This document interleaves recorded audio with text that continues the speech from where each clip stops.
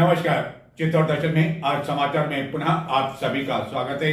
नजर डालते हैं आज के मुख्य समाचारों की ओर और उसके बाद बताएंगे आपको विस्तार से समाचार।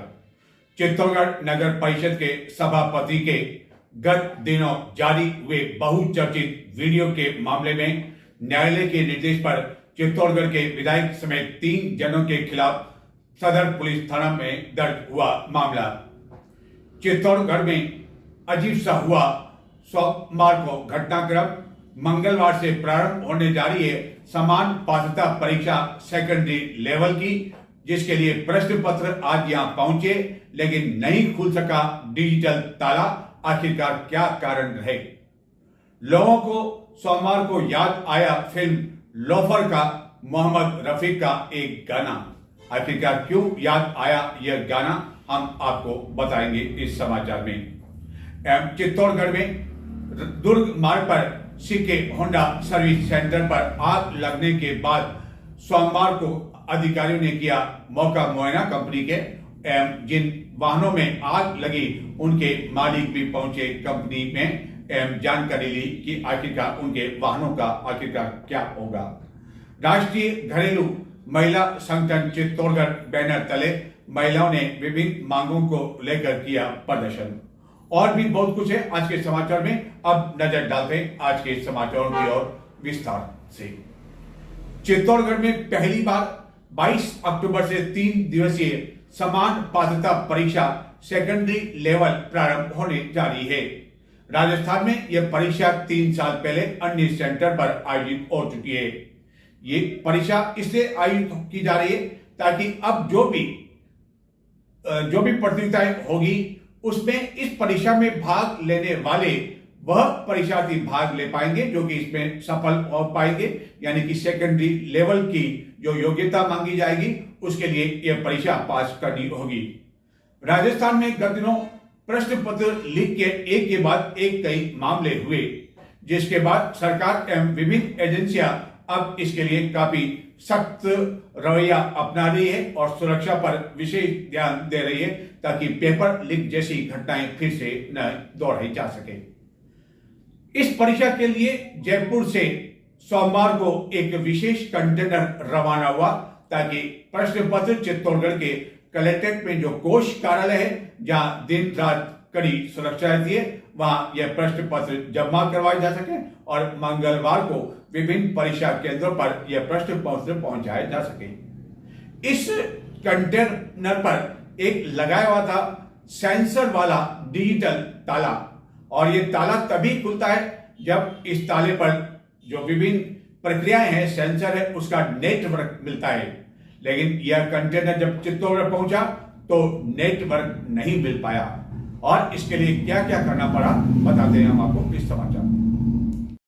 चित्तौड़गढ़ जिले के 19 परीक्षा केंद्रों पर मंगलवार से समान पात्रता परीक्षा सेकेंडरी लेवल की प्रारंभ होने जा रही है। इस परीक्षा के लिए प्रश्न पत्र को लेकर जयपुर से यहाँ एक विशेष सेंसर वाले ताले के साथ जब एक कंटेनर पहुंचा तो एक अजीब घटनाक्रम से इस कंटेनर एवं अधिकारियों को गुजरना पड़ा, जिसके कारण लगभग 2.5 घंटे बाद इस ट्रक से प्रश्न पत्र कलेक्ट्रेट के कोष कार्यालय में जमा करवाए जा सके। मंगलवार से 3 दिन के लिए 6 पारियों में यह परीक्षा प्रारंभ होने जा रही है। चित्तौड़गढ़ में पहली बार यह परीक्षा आयोजित हो रही है, जबकि राजस्थान में लगभग 3 वर्ष पूर्व यह परीक्षा हो चुकी है। 4 किलोमीटर जाकर है, 4 किलोमीटर घूम का है, 4 किलोमीटर हो गए। नेटवर्क नहीं हो गया, नहीं आया। नेटवर्क रास्ते में आया जब भी नहीं था, रास्ते में मैं देखा था। इसमें एक मिनट है जैसे कि जैसे ही है।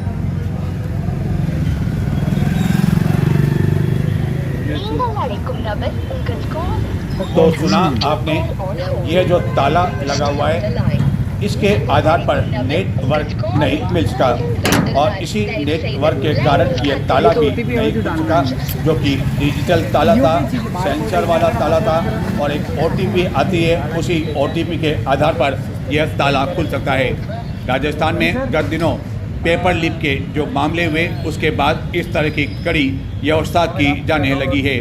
और जब कलेक्ट्रेट में नेटवर्क नहीं मिला तो इस कंटेनर को चित्तौड़गढ़ के विभिन्न मार्गों पर घुमाया गया कि कहीं तो नेटवर्क मिल जाए, लेकिन कहीं भी नेटवर्क नहीं मिलने पर यह कंटेनर पुनः कलेक्ट्रेट पहुंचा, जिसके बाद जयपुर में मौजूद संबंधित अधिकारियों से चित्तौड़गढ़ के शिक्षा विभाग से जुड़े अधिकारियों ने संपर्क किया और उन्हें बताया गया कि किस तरह यह ताला खुल सकेगा और एक ऐप लोड की गई और बाद में वहाँ से मिले OTP ब्लूटूथ आदि के आधार पर काफ़ी प्रयास के बाद यह ताला खोला जा सका। परीक्षा होगी 19 सेंटर में से 17 तो शहरी क्षेत्र में ही है, 2 शहर से थोड़े बाहर है, एक अरनियापंत में है, एक कुटोली में है। और हर पारी में 6168 कैंडिडेट परीक्षा में भाग लेंगे। कुल टोटल 19,000 परीक्षार्थी हैं। 6 पारी के सर, 6 पारी, हाँ 6 पारी के 6168 को। और कितनी पारी में होगा एग्जाम? हर दिन 2 पारी, 22, 23 और 24 तारीख को। और क्या टाइम रहेगा? सुबह 9 से 12 और इवनिंग में 3 से 6। और परीक्षार्थियों को कितने देर पहले पहुंचना पड़ेगा? 1 घंटा पहले उनकी एंट्री बंद हो जाएगी, 2 घंटे पहले उनकी एंट्री शुरू होगी और परीक्षा के समय में 1 घंटा शेष रहने पे यानी सुबह 8 बजे बाद कोई एंट्री नहीं होगी। और सबसे अधिक परीक्षार्थी चित्तौड़गढ़ की बात करें तो कौन से सेंटर जैन पर है? गुरुकुल में है सर 528। ये नंबर वाला है सर।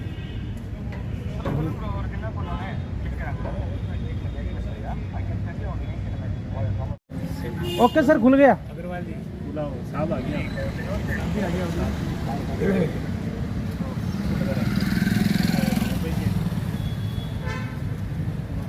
आगे ले लो गाड़ी तो।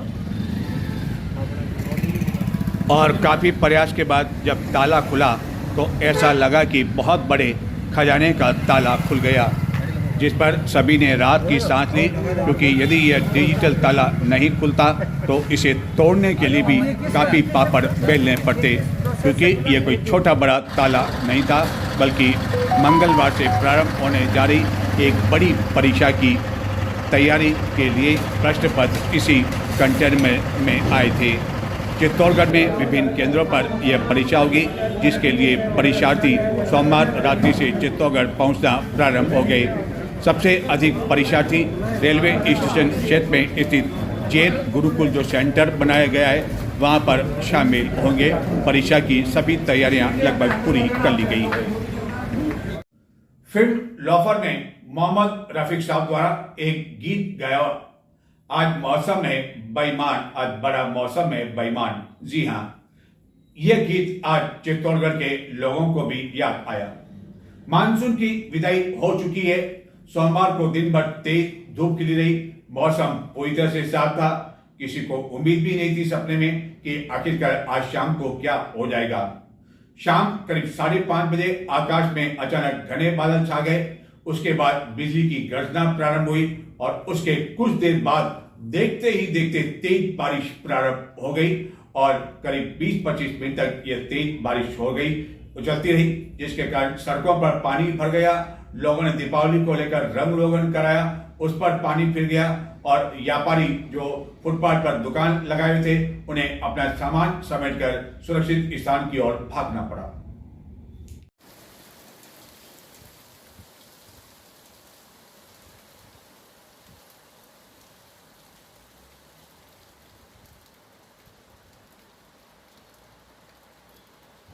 चित्तौड़गढ़ एवं राजस्थान से मानसून की विदाई हो चुकी है, लेकिन सोमवार को स्थानीय स्तर पर वेदर सिस्टम के कारण कई जिलों में बारिश होने के साथ ही चित्तौड़गढ़ में भी अचानक बारिश होने की वजह से जनजीवन पर इसका असर पड़ा। स्थानीय स्तर पर वेदर सिस्टम के कारण जयपुर, भरतपुर, जालौर समेत अन्य कई जिलों में बारिश हुई। चित्तौड़गढ़ में सोमवार को दिन भर मौसम साफ था, तेज धूप खिली रही, लेकिन सायं करीब 5:30 बजे आकाश में घने बादल छाने लगे एवं बिजली की तेज गर्जना के कुछ देर बाद तेज बारिश प्रारंभ हो गई। लगभग 20 मिनट तक तेज बारिश का सिलसिला बना रहा, उसके बाद भी बूंदाबूंदी होती रही। अचानक हुई इस बारिश के कारण फुटपाथ पर दुकान लगाने वाले व्यापारियों को अपना सामान समेटकर भागना पड़ा। वहीं दीपावली त्यौहार को देखते हुए विभिन्न स्थानों पर व्यापारियों ने दुकान लगाना शुरू कर दिया है। सजावटी सामान दुकान के बाहर भी लगाना शुरू कर दिया, लेकिन अचानक हुई इस तेज बारिश के कारण उन्हें भी परेशानी का सामना करना पड़ा। कई कर्मचारी जो कि शाम को कार्यालय का समय समाप्त होने के बाद अपने घरों के लिए रवाना हो रहे थे, उन्हें भी भीगते हुए घरों की ओर लौटना पड़ा या बीच में कुछ देर के लिए रुकना पड़ा। तेज बारिश के साथ ही इस दौरान ठंडी हवाएं भी चलने लगी एवं इस दौरान कुछ स्थानों पर पानी भी भर गया, जिसके कारण आने वाले दिनों में मौसमी बीमारियां बढ़ने की संभावना से इनकार नहीं किया जा सकता है। एवं लोग अब इस बात को लेकर आशंकित होने लगे हैं कि दीपावली से पूर्व यदि इसी तरह की बारिश और होती है तो इसका असर दीपावली पर्व पर पड़ सकता है। व्यापारियों को चिंता इस बात को लेकर है कि इसका असर खरीदारी पर भी पड़ सकता है एवं दीपावली से पहले ही ठंड का असर भी बढ़ सकता है। कई लोग इन दिनों दीपावली के कारण घरों में रंग रोगन करवाने में भी जुटे हुए हैं, उस पर भी इसका असर पड़ा। शाम के समय चित्तौड़गढ़ के फंवारा चौक सेंती में जो चौपाटी की दुकानें लगी रहती है, वहाँ भी सन्नाटे की स्थिति देखी गई। क्या उपचुनाव के बाद राजस्थान में जो उपचुनाव होने वाले हैं 7 सीटों पर, क्या उस उपचुनाव के बाद यदि राजस्थान के मंत्रिमंडल में परिवर्तन होता है तो क्या निम्बाड़ा के विधायक जो कि पूर्व में यूनियन मंत्री रह चुके हैं, उन्हें मंत्रिमंडल में क्या कोई स्थान मिल पाएगा? क्योंकि जिस तरह का महत्व सोमवार को उन्हें दिया गया उससे ऐसे संकेत मिले हैं। दरअसल सल्लूमर में भी उपचुनाव होने जा रहे हैं, जहां भाजपा ने जो दिवंगत वहां के विधायक रहे हैं उनकी पत्नी को टिकट दिया, लेकिन टिकट की दौड़ में शामिल एक नेता जो कि गत 20 वर्षों से इस टिकट की दौड़ में शामिल है, वह इतने अधिक नाराज हुए कि फूट फूट कर रोने लगे और श्रीचंद कृपलानी को सलूमर में इस उपचुनाव में सह प्रभारी की जिम्मेदारी सौंपी गई है। जयपुर से आदेश हुआ कि इन नाराज साहब नेताजी को जयपुर लाइए। जयपुर से विशेष चार्टर प्लेन भिजवाया गया और उसके बाद उस चार्टर प्लेन में उन नाराज नेताजी को निम्बाड़ा के जो विधायक है श्रीचंद कृपलानी और वल्लभ नगर के जो विधायक हैं वह अपने साथ ले गए और मनाने की कोशिश की, जिसके बाद जो नाराज नेताजी है उन्होंने अपने पत्ते तो नहीं खोले हैं, लेकिन यदि वह अब चुनाव से दूर हो जाते हैं तो हो सकता है कि श्रीचंद कृपलानी को यह तोहफा मिल सकता है। राजस्थान में 7 सीटों के लिए उपचुनाव होने वाले हैं, जिसको लेकर भाजपा द्वारा प्रत्याशियों की घोषणा की जा चुकी है, लेकिन सलूमर विधानसभा सीट के लिए टिकट की दौड़ में शामिल एक प्रबल दावेदार नरेंद्र मीणा को टिकट नहीं मिलने पर वह फूट फूट कर रोने लगे और उन्होंने निर्दलीय प्रत्याशी के रूप में चुनाव लड़ने का ऐलान तक कर दिया।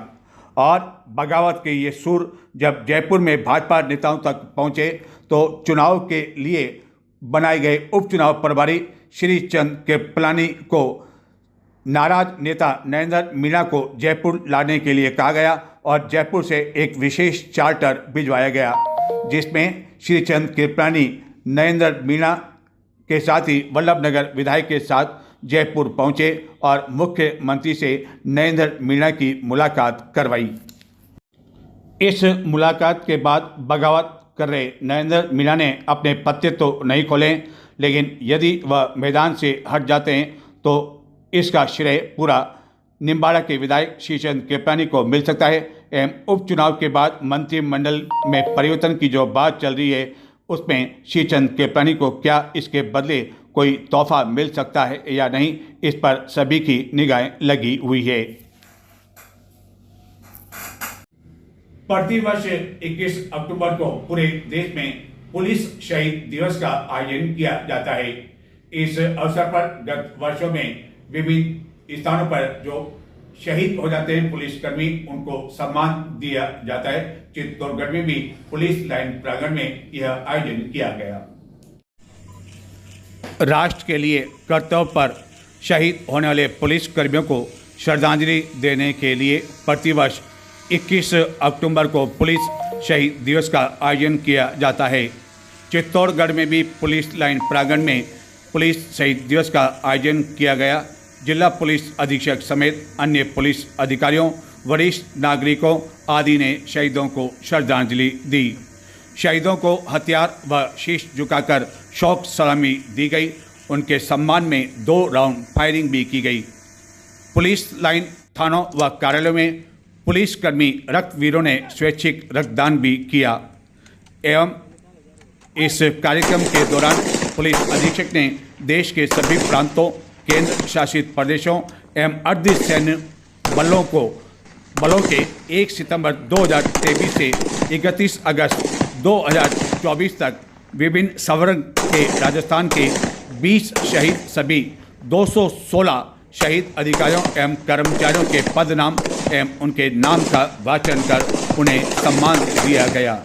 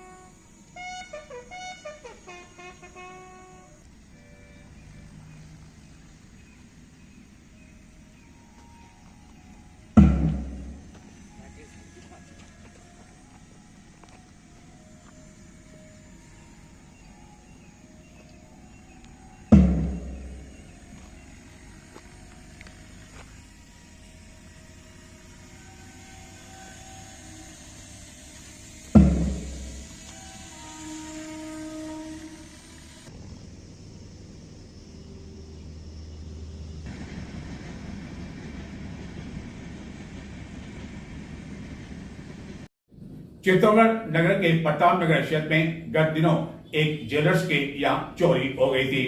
2 अज्ञात व्यक्ति यहाँ आए थे और यहाँ से कुछ सोने के जेवरात ले उड़े।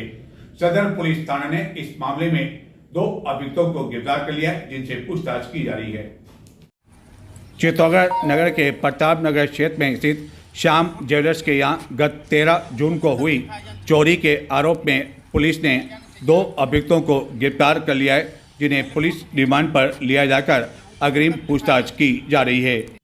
रविवार को चित्तौड़ दुर्ग मार्ग पर स्थित सीके होंडा सर्विस सेंटर में भीषण आग लग गई थी, जिसे लाखों रुपए का नुकसान हुआ था। आग लगने के बाद इस कंपनी के कई अधिकारी सोमवार को चित्तौड़गढ़ पहुंचे और इस पूरे घटनाक्रम की जानकारी ली। वहीं इस सर्विस सेंटर पर जिन लोगों ने अपने दुपहिया वाहन सर्विसिंग के लिए खड़े कर रखे थे, जिनमें से कई का बीमा भी नहीं है, वह भी सोमवार को यहाँ पहुंचे और यह जानकारी ली कि आखिरकार उनके वाहन को कितना नुकसान हुआ और जो नुकसान हुआ है उसकी भरपाई आखिरकार अब कौन करेगा। चित्तौड़गढ़ में दुर्ग मार्ग पर स्थित सीके होंडा सर्विस सेंटर में रविवार को दोपहर पश्चात भीषण आग लग गई थी। इस आग से लाखों रुपए का नुकसान होने की संभावना व्यक्त की जा रही है। हालांकि नुकसान का आंकलन सोमवार को भी नहीं किया गया। चित्तौड़ दर्शन द्वारा इस घटनाक्रम का मौके से ही लाइव प्रसारण किया गया था एवं इस घटना के बाद कई अधिकारी कंपनी के सोमवार को पहुंचे एवं जिन वाहनों में आग लग गई थी उनके मालिक भी यहां पहुंचे एवं अपने वाहनों के बारे में जानकारी ली। यहाँ यह महत्वपूर्ण है कि आग लगने की इस घटना के लगभग आधे घंटे बाद दमकल मौके पर पहुंच सकी थी, जिसके कारण लोगों में काफ़ी अधिक आक्रोश देखा गया और इस घटना से कई तरह के सबक भविष्य में लेने की भी आवश्यकता है, ताकि भविष्य में यदि इस तरह की घटनाओं की पुनरावृत्ति हो तो तत्काल इस तरह की घटनाओं से निपटा जा सके। चित्तौड़गढ़ नगर परिषद के सभापति संदीप शर्मा का गत दिनों एक महिला के साथ वीडियो वायरल हुआ। कई फोटो भी वायरल हुए। हालांकि चित्तौड़ दर्शन इसकी पुष्टि नहीं करता है। इस वीडियो एवं फोटो वायरल होने के बाद चित्तौड़गढ़ शहर में भूचाल मच गया। वहीं कांग्रेस नेता भी इसको लेकर कुछ भी नहीं कह पा रहे हैं। एक और जहां सभापति का दावा है कि यह एडिटिंग किए हुए हैं। इसके बाद इस महिला जो कि इस वीडियो में बताई गई उसके द्वारा सदर पुलिस थाना में परिवाद रिपोर्ट एफआईआर दर्ज करवाई गई, लेकिन उसे परिवाद में रखा गया, जांच के दायरे में रखा गया और महिला के बयान के लिए उसे बार बार बुलाया गया, लेकिन उसके बावजूद महिला अपने बयान देने नहीं पहुंची और आखिरकार सोमवार को महिला ने न्यायालय के मार्फत चित्तौड़गढ़ के विधायक समेत 3 जनों के खिलाफ पुलिस में मामला दर्ज करवाया। सदर पुलिस थाना ने यह मामला दर्ज करवा लिया और अब ये जो एफआईआर है ये जयपुर में सीआईडी सीबी को जांच के लिए भिजवाई जाएगी, क्योंकि किसी भी विधायक के खिलाफ कोई मामला दर्ज होता है तो पुलिस उसकी जांच नहीं कर सकती है और सीआईडी और सीबी को ही यह अधिकार होता है। राजस्थान हो या देश के अन्य राज्य, चाहे कांग्रेस के नेता हो, चाहे भाजपा के या किसी अन्य पार्टी के नेता हो, ऐसे नेताओं के कई तरह के वीडियो फोटो गत कई समय से काफ़ी अधिक वायरल होने लगे हैं। हालांकि पहले इस तरह के फोटो बाबा लोगों के वायरल हुआ करते थे, लेकिन बाबा लोगों को इस पर किसी तरह का कोई असर नहीं पड़ता था, क्योंकि एक बाबा तो गत कई समय से जोधपुर जेल में बंद है, जिनके अभी भी लाखों अनुयायी है। लेकिन चित्तौड़गढ़ नगर परिषद के सभापति का गत दिनों एक वीडियो एवं फोटो जब से वायरल हुए तब से चित्तौड़गढ़ नगर एवं कांग्रेस की राजनीति में भूचाल सा मचा हुआ है।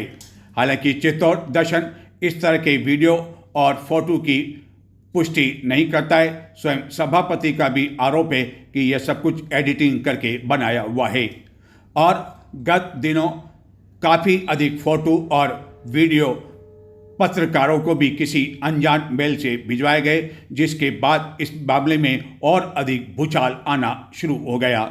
कई तरह की बातें वीडियो सोशल मीडिया के विभिन्न प्लेटफॉर्म पर वायरल की जाने लगी कि आखिरकार सच्चाई क्या है। जितने मुंह उतनी चर्चाएं। सबसे बड़ी चर्चा ये, सबसे बड़ा सवाल यह कि यह यदि सब कुछ सही है तो आखिरकार सभापति संदीप शर्मा, जो कि राजनीति में कोई छोटे मोटे खिलाड़ी नहीं माने जाते हैं, उन्होंने आखिरकार यह वीडियो और जो कुछ ऑडियो हुआ वह किस तरह बनने दिया। क्या एक महिला साथी पर इतना अधिक विश्वास कर लिया कि उसके कहने पर सब कुछ होता रहा। हालांकि अब सभापति कह रहे हैं कि यह सब कुछ एडिटिंग करके बनाया गया है। इस महिला द्वारा गत दिनों सदर पुलिस थाना में एक परिवाद चित्तौड़गढ़ के विधायक समेत 3 जनों के खिलाफ दिया गया, जिसमें मोनिका जैन नामक एक महिला भी शामिल है। पुलिस द्वारा परिवाद देने आई यानी कि एफआईआर दर्ज कराने आई महिला को बार बार तलब किया गया बयान के लिए, लेकिन वह महिला नहीं आई और यह महिला पहले नगर परिषद में संविदा के रूप में कार्य किया करती थी और आखिरकार जब महिला नहीं आई, एफआईआर नहीं हुई, तो सोमवार को इस महिला द्वारा न्यायालय के दरवाजे खटखटाए गए और न्यायालय में अपनी गुहार लगाई गई, जिसके बाद न्यायालय के निर्देश पर चित्तौड़गढ़ सदर पुलिस थाना में चित्तौड़गढ़ के विधायक चंद्रभान आकिया, मोनिका जैन और दिलीप धाकड़ के खिलाफ मामला दर्ज कर लिया गया है। हालांकि किसी भी विधायक के खिलाफ मामला दर्ज होता है तो उसकी जांच पुलिस नहीं करती है और अब यह एफआईआर जयपुर सीआईडी सीबी को सौंप दी जाएगी। इस पूरे मामले को लेकर विधायक से बातचीत करने पर उन्होंने कहा कि यह तो पूरा शहर जान चुका है कि आखिरकार सच्चाई क्या है। नई दिल्ली में आयोजित हेपकिडो नेशनल चैंपियनशिप में राजस्थान के खिलाड़ियों का काफी अधिक दबदबा रहा। इस प्रतियोगिता में चित्तौड़गढ़ से भी कई खिलाड़ी भाग लेने गए थे। उन्होंने शानदार प्रदर्शन किया और इस प्रतियोगिता में 4 खिलाड़ियों का चयन ईरान में होने वाली प्रतियोगिता के लिए किया गया और इस प्रतियोगिता में जिन खिलाड़ियों को उपलब्धि मिली उसको लेकर अन्य खिलाड़ियों ने भी प्रसन्नता जाहिर की है। हेपकिडो फेडरेशन ऑफ इंडिया की ओर से 8वीं हेपकिडो नेशनल चैंपियन का आयोजन नई दिल्ली में किया गया। राष्ट्रीय स्तर पर चित्तौड़गढ़ के खिलाड़ियों ने बेहतर प्रदर्शन किया और राजस्थान के कुल 40 खिलाड़ियों ने भाग लिया। चित्तौड़गढ़ के प्रताप नगर निवासी एकांश अगनानी पुत्र बाबू अगनानी सहित 4 का ईरान में होने वाली अंतर्राष्ट्रीय प्रतियोगिता के लिए चयन भी किया गया। एकांश अगनानी इस प्रतियोगिता में सबसे कम उम्र में गोल्ड मेडल जीतने वाले खिलाड़ी बने। तो ये थे आज के समाचार। अब मुझे आगे दें। नमस्कार।